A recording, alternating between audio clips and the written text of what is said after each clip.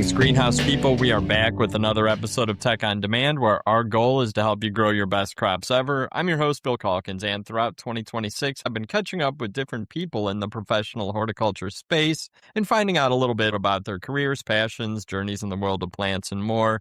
Calling these conversations Pick 4 because I sent each guest a list of 12 questions and they picked 4 to answer and discuss. Although this episode is going to be amazing, I do want to encourage you to jump back in the archives and listen to the previous ones as well. I think the range of guests and their experience really highlights how awesome our industry is. Today, I'm excited to be joined by my friend Jamie Gibson, Dr. James Gibson, the technical lead at Syngenta Flowers here in North America. Jamie, welcome to the podcast. All right, Bill. Great to be here. Yeah. And we were just talking, spring is, in the world of technical services, spring is sort of probably wrapping up in a way. A lot of products have shipped over the last weeks and months, certainly down south and starting to really move up here in the Midwest, turning your attention to mums here pretty soon, right? Yeah, and even mum cutting quality is the big focus right now, just making sure we're starting off on the right foot, coming out of the Alba, Florida farm. Just wrapping up the bedding plant season with cutting quality, and then, just a few questions on the production side. It's been kind of a quiet season so far, here and there, the typical problems, but overall things are good. And it's been quite quiet the last 10 days, I'd say. I think people are shipping. The weather's been a little bit on the dry side, knock on wood. Hopefully our May is not terrible on weekends and we have a really good spring season. Yeah, and we just needed to warm up here in the Midwest, and I think product is going to fly. So I was kind of stalking your LinkedIn because as long as I've known you, you've been the technical guy at Syngenta. Like, I was thinking back, like, as far as I can remember, many, many years. And I was wondering, like, what other roles have you had with other companies in the industry? And I know you went to NC State, like the Hort powerhouse. It seems like everybody I work with these days went to NC State. You guys have just taken over the industry. But I really didn't really know where you did your undergrad. But from just stalking your LinkedIn, it looks like you've been at Syngenta just about as long as I've been in the industry, like 20-ish years, maybe more. And then before NC State, you were a mountaineer at West Virginia. So Yep. Tell me, where did you grow up? Maybe a little bit about your trajectory in the industry after earning a master's and PhD from NC State. Mycorrhizal Applications is recognized as the master distributor of a portfolio of biological and botanical plant support solutions and the world's leading supplier of mycorrhizal soil inoculants. Backed by industry-leading research and advanced production, they deliver innovative products that support plant health, performance, and vigor. They're known across the industry for popular brands like MycoApply, AmiloShield, and Debug. Mycorrhizal Applications offers proven solutions tailored to every growing operation. To learn more or find a distributor, visit mycorrhiza.com. Okay, yeah. So born and raised in Southern Maryland, horticulture is in my family. I often say dirt is in my blood. Nice. On both sides of the family. So my mom's side was true horticulture. My great-grandfather was a plant pathologist, a state plant pathologist for the University of Maryland, Dr. J.B.S. Norton, and he was a daylily breeder.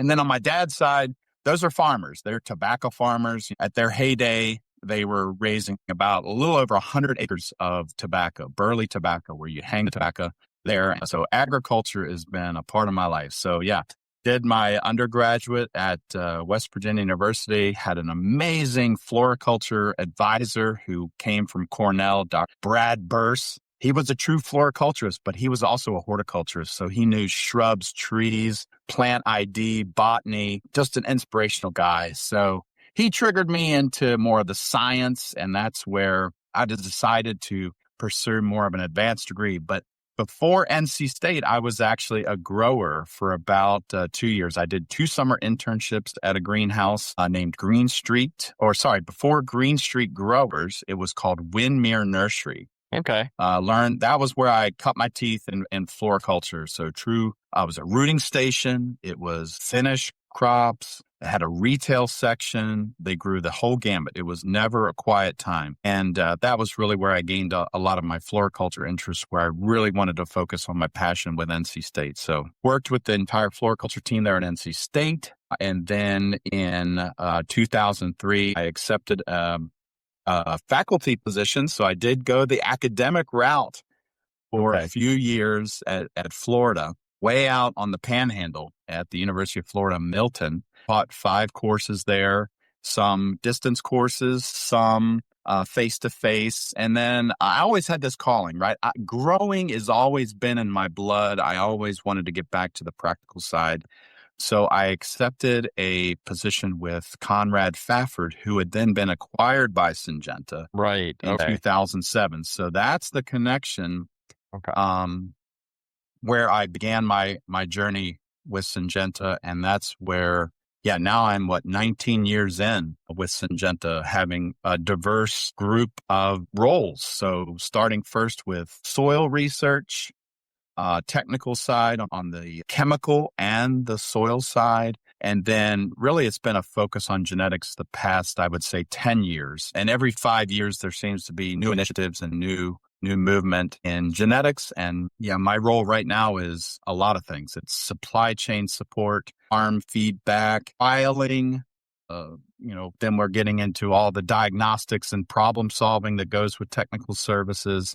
And then the season basically begins again with supplying with support of the supply chain.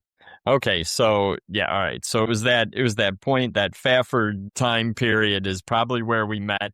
I wasn't making that connection. I'd completely forgotten about that. So that helps me put this timeline together. And I would have guessed that there was greenhouse production in there somewhere. I couldn't pinpoint where it was, but you are so knowledgeable about the practical side of growing plants that I should have assumed that there was a couple years at least or more of greenhouse production in there. So thank you for that timeline. I think it really does shine a spotlight on all the different roles in our industry and how everybody wears a lot of different hats. And it was interesting you said about every 5 years things change and in flux. I guess that keeps it interesting, right? Never a dull moment, right? No one day is the same. Yeah, it's been just an intense time where you're just launching new products. You're also bringing new innovations, solutions, culture, and then how do you support that cutting or seed from the beginning with young plants? Okay, well, and that's true because you do deal with both seed and vegetatives, pretty much covering the whole board there. All right, we do have 4 questions to get into, so are you ready? I am ready. All right, nice. I guess we already touched a little bit on the first one, but I'm sure that there's more of a in-depth moment for you to recount here. So what was your first exposure to horticulture, and how did you feel, react, and respond? I think most folks talk about their grandmother or their grandfather, and my grandmother being the daughter of a professional horticulturist, a plant breeder. I just read one of his peer-reviewed articles on native grasses of Maryland, and it was like a 19-page peer-reviewed journal article with illustrations and descriptions.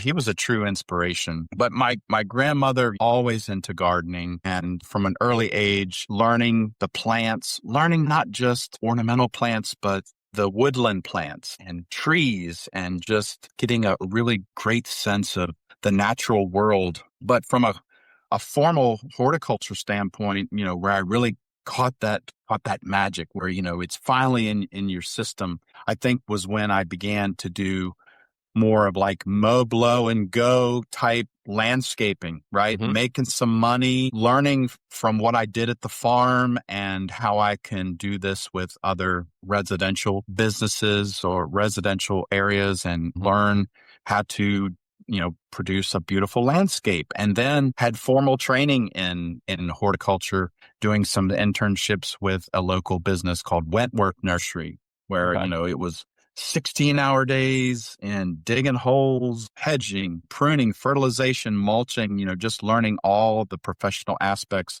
of that. And when I did that for a couple summers, making a few bucks an hour, and then to go into the commercial greenhouse, that's when you saw you can make good money.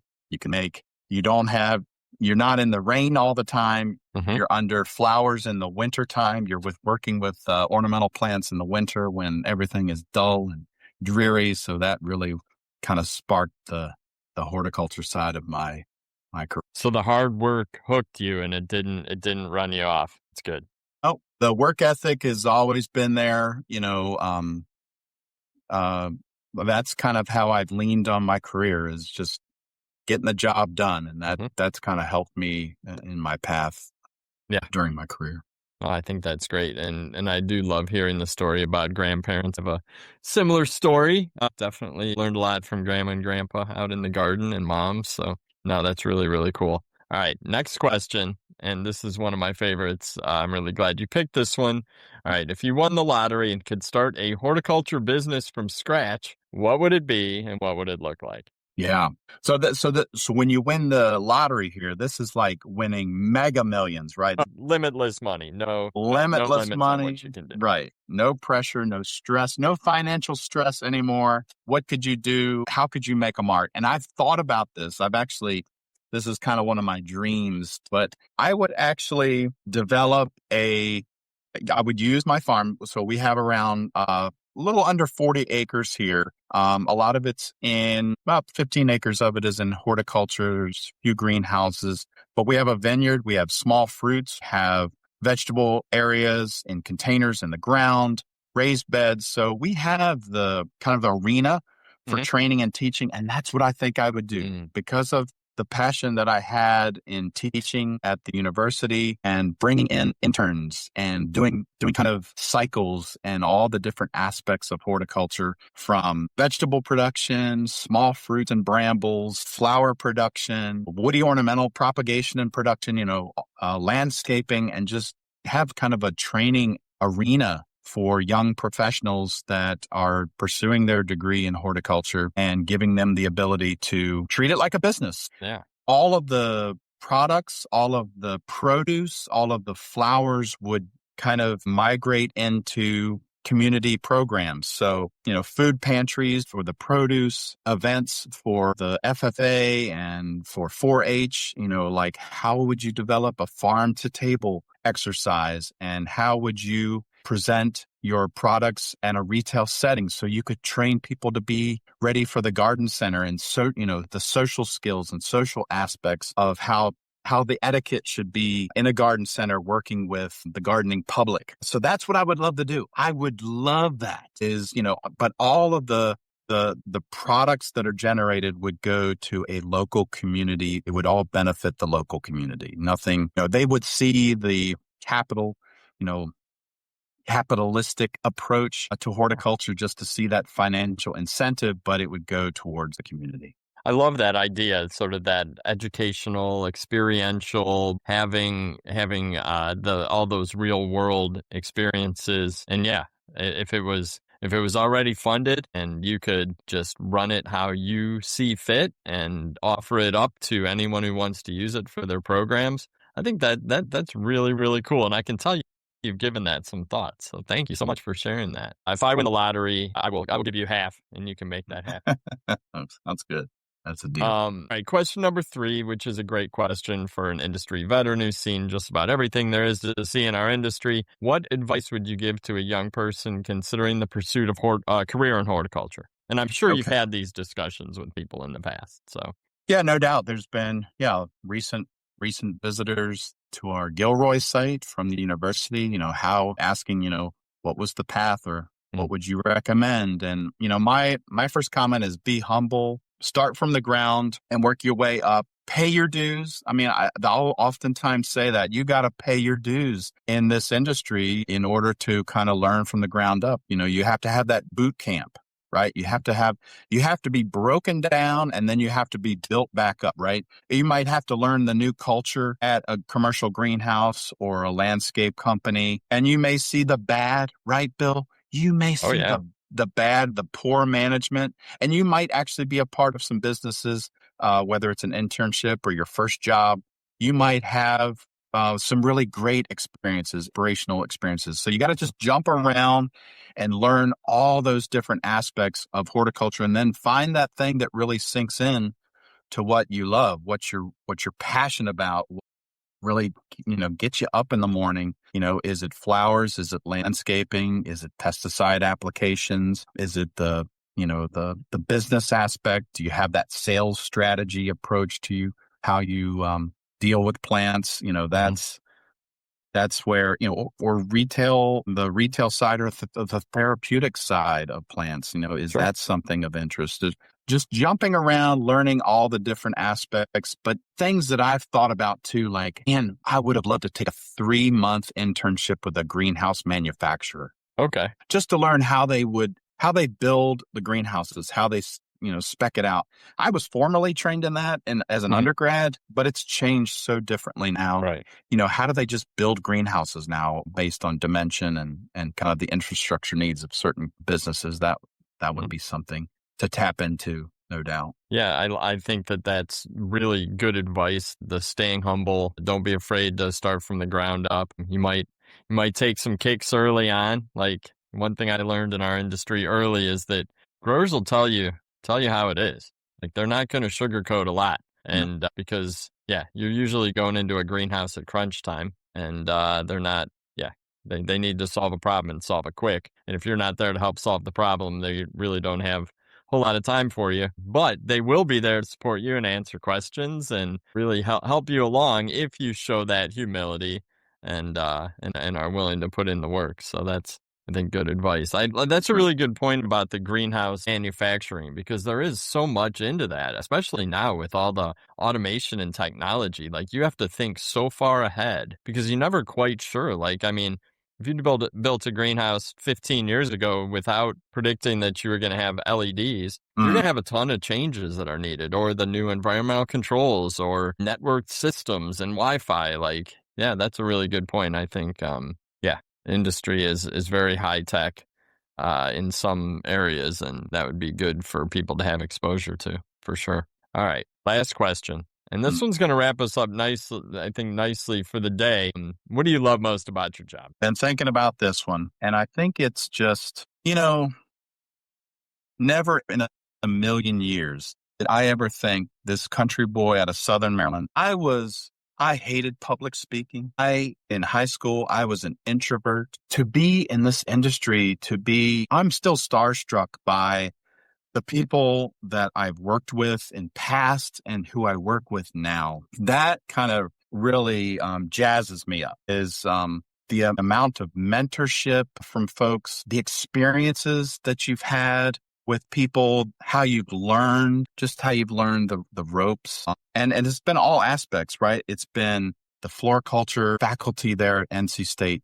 Everyone had a specific niche, and you learned all those different aspects, from extension to teaching to research, soils, nutrition, PGRs, environmental, bulbs, cut flowers, and then, going into the University of Florida. I mean, to be a colleague of Dr. Jim Barrett, Terrell Nell, or Paul Fisher, or one of the greats, Rick Shellhorn, to be a colleague of Rick Shellhorn and learn the plantsman side of things, it was just so amazing. And then just moving into the Syngenta side or the Fafford side, my mentor in soils, Dr. Hugh Poole, he's still consulting today. And, just to learn all those different aspects of growing media from that gentleman. And then the colleagues in Syngenta, Nancy Rexigal on the crop protection side, or Harvey Lang or Carl Trellinger, those people. Mark Smith, to be a colleague with Mark Smith, the mom guru, right? Yeah.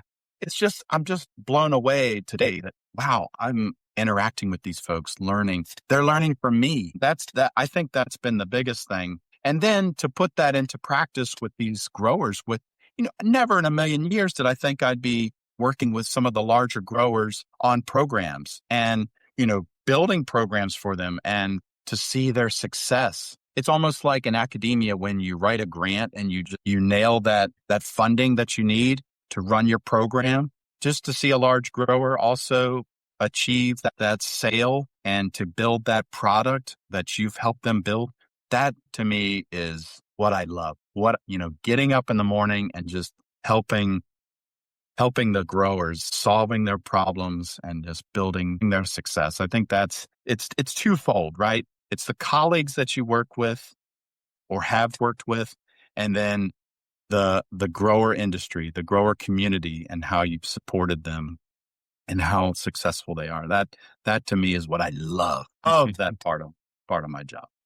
And to be a floriculturist, that is, I am living my dream job, and I can only hope that I can do this for another 11, 12 years for our industry and just really round out my career. I think that's absolutely fantastic. You have definitely learned from some legends, and I'm sure that a lot of people would say the same about you. They've learned so much from you, whether that's, to, like you said, the greenhouse businesses that you partner with and work with and support, or the other technical folks around the industry that hold you in very high regard. No, yeah, I've got one little story too, Bill. All right, so just recently, an intern of mine that was working back in the mid 20-teens, she now is teaching me artificial intelligence platforms and apps, how to make my workday more efficient and save time. And here's a gal who did enormous amounts of trials with us. Christina Bergard, that is her name, down in South Florida. She's one of our trials. She's our trial coordinator, but she has a knack for AI, and she's now teaching me. So that's been rewarding too, right? Yeah, right. That's the goal. I mean, that's the goal. You're obviously an educator down to your core, and that's the goal, right? Is to have a person that worked, that you've helped in the past, now coming back and being a mentor for you in something. That's got to feel so good. Wow. That's great. Jamie, this has really been fun. Usually when we record podcasts, we're diving deep into a specific crop challenge, but I really enjoyed this one. This was fun. I really liked learning more about you as a person, your history in the industry, and going back to your family history in the industry. I had no idea about that, but that's got to be really cool, reading peer-reviewed articles from someone in your family talking about grasses and native grasses. I'm sure that some of that could probably be repackaged and reformatted today, because I got to believe native grasses someone's looking to grow those in Maryland as we speak. Absolutely. Yeah.